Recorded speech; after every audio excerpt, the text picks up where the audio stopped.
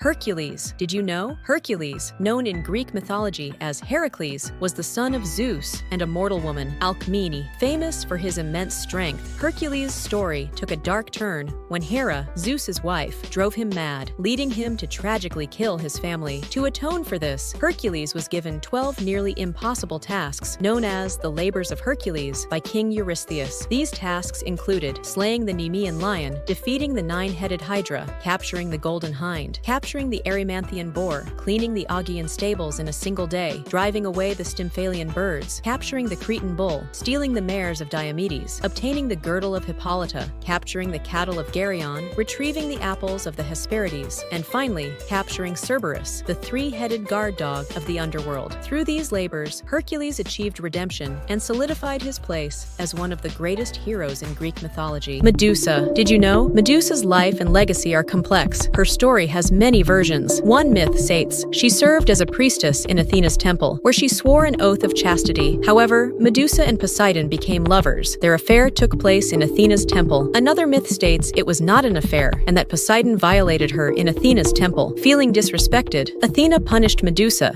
not Poseidon, by turning her hair into snakes and making her gaze turn people to stone. Yet another myth simply states Medusa was born a monster, one of 3 Gorgon sisters, and was cursed from the beginning. Despite her curse, she had 2 children with Poseidon, both born from her when Perseus beheaded her. These children were the winged horse Pegasus and the giant Chrysaor. Medusa's forever caught between victim and villain, Icarus. Did you know? Icarus was the son of Daedalus, a brilliant inventor. They were trapped on the island of Crete because King Minos, the ruler, wanted to keep Daedalus's inventions secret. To escape, Daedalus crafted wings from feathers and wax and warned Icarus, "Don't fly too high, or the sun will melt the wax. Don't fly too low, or the sea will soak the feathers." But as they flew, Icarus felt the thrill of freedom. Ignoring his father's warning, he soared higher and higher. The sun's heat melted the wax, and his wings fell apart. Helpless, Icarus tumbled into the sea below and drowned. A reminder that too much pride can lead to a tragic fall. Pandora's box. Did you know? Pandora was the first woman created by the gods. She was sculpted from clay by Hephaestus, the god of fire and craftsmanship, on the orders of Zeus. Zeus gave Pandora a jar, often called a box, as a deceptive wedding gift when she was married to Epimetheus, the god of afterthought and excuses, brother of Prometheus. Prometheus was famous for giving fire to humans, defying Zeus. Zeus gave Pandora the box as a form of punishment for mankind because of Prometheus's disobedience. The box contained all the evils of the world, such as pain, sickness, and death. Pandora, driven by the curiosity that the gods had given her, couldn't resist opening it. When she did, she unleashed these evils upon the world. She quickly shut the box, leaving one thing inside: hope. Some say Pandora later opened the box again, letting hope out. Others believe hope stayed inside,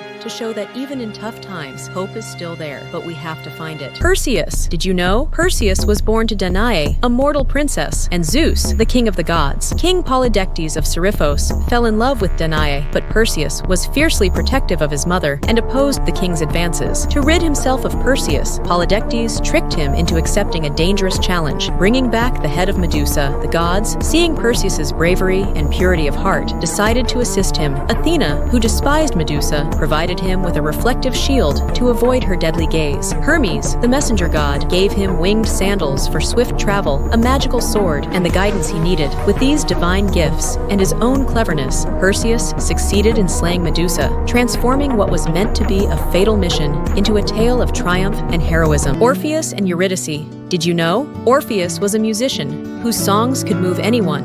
One day, he met a nymph named Eurydice in a meadow. She was drawn to his music, and they fell deeply in love. They married, but their happiness didn't last. While walking through a forest, Eurydice was pursued by a lustful shepherd. In her haste to escape, she stepped on a venomous snake hidden in the grass. The snake bit her, and she collapsed, her life slipping away as Orpheus's world shattered. Heartbroken, Orpheus decided to go to the underworld to bring her back. He played his lyre so beautifully that Hades and Persephone, the rulers of the underworld, agreed to let Eurydice go. But there was one condition.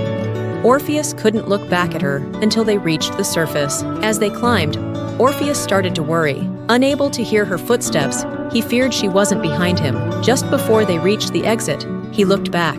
In that moment, Eurydice was pulled back into the underworld forever. Orpheus wandered the earth, playing sad songs his heart broken for the rest of his life. Theseus and the Minotaur. Did you know? The story begins with King Minos of Crete, who angered the god Poseidon. Poseidon cursed Minos by making his wife, Queen Pasiphae, fall in love with a beautiful white bull. The result of their union was the Minotaur, a terrifying creature half man and half bull. Minos ordered a massive labyrinth, a complex, twisting maze, to be built under his palace, designed to be so confusing that anyone who entered would struggle to find their way out. He trapped the Minotaur inside. Each year, Athens sent young people as a tribute to be sacrificed to the Minotaur. One year, Theseus, a brave prince from Athens, volunteered to go. Ariadne, Minos' daughter, who was in love with Theseus, offered help. She gave him a ball of string, instructing him to tie one end at the labyrinth's entrance and unwind it as he went deeper in. Theseus confronted and killed the Minotaur, ending its terror. He then escaped by following the string back to the entrance, becoming a hero. The Trojan War. Did you know? The Trojan War began at the wedding of Peleus and Thetis. All the gods were invited,